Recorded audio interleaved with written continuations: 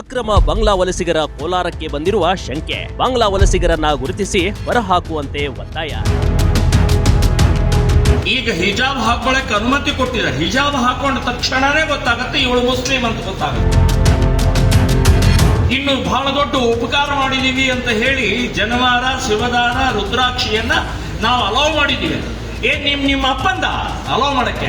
ಅಕ್ರಮ ಬಾಂಗ್ಲಾ ವಲಸಿಗರನ್ನ ಗುರುತಿಸಿ ಹೊರಹಾಕುವಂತೆ ಒತ್ತಾಯಿಸಿ ಕೋಲಾರ ಜಿಲ್ಲಾಧಿಕಾರಿ ಕಚೇರಿಗೆ ಶ್ರೀರಾಮ್ ಸೇನೆ ಸಂಸ್ಥಾಪಕ ಮನವಿ ಸಲ್ಲಿಸಿದ್ರು.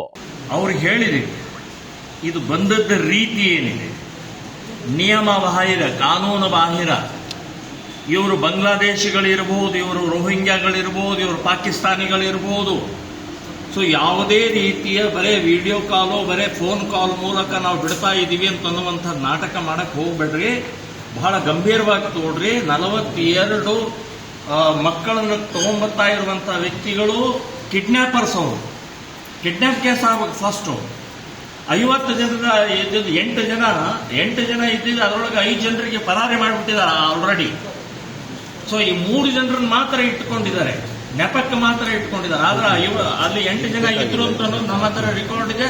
ನಾವು ಇವ್ರು ಎನ್ಕ್ವೈರಿಲ್ಲ ಅದು ತೋರಿಸಲಿಲ್ಲ ಅಂದ್ರೆ ನಾವು ಕೋರ್ಟಿಗೆ ಸಬ್ಮಿಟ್ ಮಾಡ್ತಿದ್ದಾರೆ. ಸೊ ಎಲ್ಲಾ ರೀತಿಯ ಕಾನೂನು ಬಾಹಿರ ಕಾಂಗ್ರೆಸ್ಸಿನ ಒತ್ತಡ, ಮುಸ್ಲಿಂ ಒತ್ತಡದಿಂದ ಅವರನ್ನ ನಾವು ಮನವಿ ಕೊಟ್ಟ ರಾತೋರಾತ್ರಿನೇ ಕಳಿಸ್ತೀವಿ.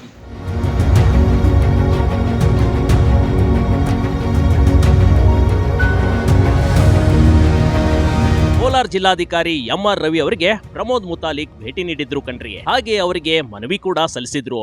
ಈಗ ಹಿಜಾಬ್ ಹಾಕೊಳ್ಳಕ್ಕೆ ಅನುಮತಿ ಕೊಟ್ಟಿದ್ದಾರೆ. ಹಿಜಾಬ್ ಹಾಕೊಂಡ ತಕ್ಷಣನೇ ಗೊತ್ತಾಗುತ್ತೆ ಇವಳು ಮುಸ್ಲಿಂ ಅಂತ ಗೊತ್ತಾಗುತ್ತೆ. ಇನ್ನು ಬಹಳ ದೊಡ್ಡ ಉಪಕಾರ ಮಾಡಿದೀವಿ ಅಂತ ಹೇಳಿ ಜನವಾರ, ಶಿವದಾರ, ರುದ್ರಾಕ್ಷಿಯನ್ನ ನಾವು ಅಲೋ ಮಾಡಿದೀವಿ. ನಿಮ್ಮ ಅಪ್ಪಂದ ಅಲೋ ಮಾಡಕ್ಕೆ. ಅದು ಶಾಸ್ತ್ರೋಕ್ತವಾಗಿ ಸಾವಿರಾರು ವರ್ಷದಿಂದ ನಡ್ಕೊಂಡು ಬಂದಂತಹದ್ದು. ಅದು ಹೊರಗಡೆ ಕಾಣುವಂತಹದ್ದಲ್ಲ. ಅದು ಶಾಸ್ತ್ರಬದ್ಧವಾಗಿ ನಾವು ಧಾರಣೆ ಮಾಡಿದಂತಹದ್ದು. ಶಿವದಾರ ಇರುತ್ತೆ, ರುದ್ರಾಕ್ಷಿ ಇರುತ್ತೆ ಮತ್ತು ಜನಿವಾರಿ ಇರುತ್ತೆ. ನೀವೇನು ಅನುಮತಿ ಕೊಡೋದು? ಸೊ ಇದು ನಾಟಕ ಬಿಟ್ಬಿಡಿ. ಹಿಜಾಬ್ ಬಗ್ಗೆ ಮಾತನಾಡುವಂತ ಪ್ರಕ್ರಿಯೆ ಆಗಬೇಕು. ಹಿಜಾಬ್ ಆಲ್ರೆಡಿ ಸುಪ್ರೀಂ ಕೋರ್ಟ್ ನಲ್ಲಿ ನಡೀತಾ ಇದೆ, ಇನ್ನೂ ಜಜ್ಮೆಂಟ್ ಆಗಿಲ್ಲ.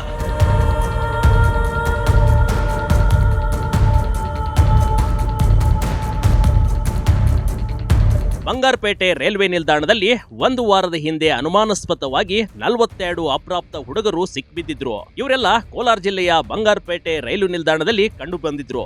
ಈ ಸಿಕ್ಕವರೆಲ್ಲ ಬಿಹಾರ್ ಮೂಲದ ಮಕ್ಕಳಾಗಿದ್ರು. ಇವರನ್ನೆಲ್ಲ ಹಾವೇರಿ ಜಿಲ್ಲೆಯ ಮದರಸಕ್ಕೆ ಹೋಗ್ತಾ ಇದ್ರು ಅಂತ ಮಾಹಿತಿ ಬಂದಿದೆ. ಇವರನ್ನ ಬಾಲಮಂದಿರದಲ್ಲಿ ಇರಿಸಿ ಇವರ ತನಿಖೆ ಮಾಡ್ತಿರುವ ಬಂಗಾರಪೇಟೆ ಪೊಲೀಸರು ಸರಿಯಾದ ತನಿಖೆ ಮಾಡ್ಲಿ ಅಂತ ಪ್ರಮೋದ್ ಮುತಾಲಿಕ್ ಒತ್ತಾಯಿಸಿದ್ದಾರೆ. ಬಹಳ ದೊಡ್ಡ ದ್ರೋಹ, ಬಹಳ ದೊಡ್ಡ ಮೋಸ. ಇಷ್ಟು ಬೇಜವಾಬ್ದಾರಿಯಿಂದ ನಡ್ಕೊಳ್ತಾ ಇರುವಂತಹ ಪ್ರಕ್ರಿಯೆ ಇಲ್ಲ.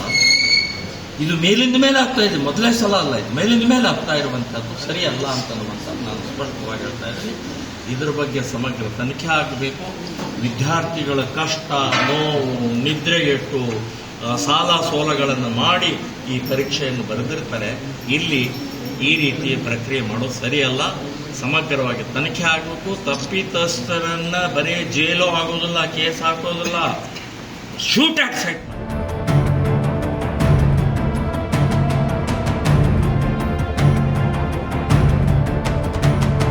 ಇತ್ತೀಚೆಗಂತೂ ಕರ್ನಾಟಕದಲ್ಲಿ ಅಕ್ರಮ ಬಾಂಗ್ಲಾ ವಲಸಿಗರ ಸಂಖ್ಯೆ ಹೆಚ್ಚುತ್ತಲೇ ಹೊರಟಿದೆ. ಇಂಥವರನ್ನ ಗುರುತಿಸಿ ಹೊರಹಾಕುವ ಅವಶ್ಯಕತೆ ಇದೆ. ಆದ್ರೆ ನಮ್ಮ ಸರ್ಕಾರದ ಮತ ಓಲೈಕೆಯ ಆಸೆಯೋ ಗೊತ್ತಿಲ್ಲ ಕಣ್ರಿ. ಇಂಥವರು ಇದೀಗ ಭಾರತದಲ್ಲಿ ಉಳಿದು ಆಧಾರ್ ಕಾರ್ಡ್, ರೇಷನ್ ಕಾರ್ಡ್ ಎಲ್ಲಾ ಗುರುತಿನ ಚೀಟಿಗಳನ್ನ ಪಡೆದುಕೊಳ್ಳುತ್ತಿರುವುದು ನಿಜಕ್ಕೂ ವಿಪರ್ಯಾಸವೇ ಸರಿ. Big TV Karnataka, Kolar.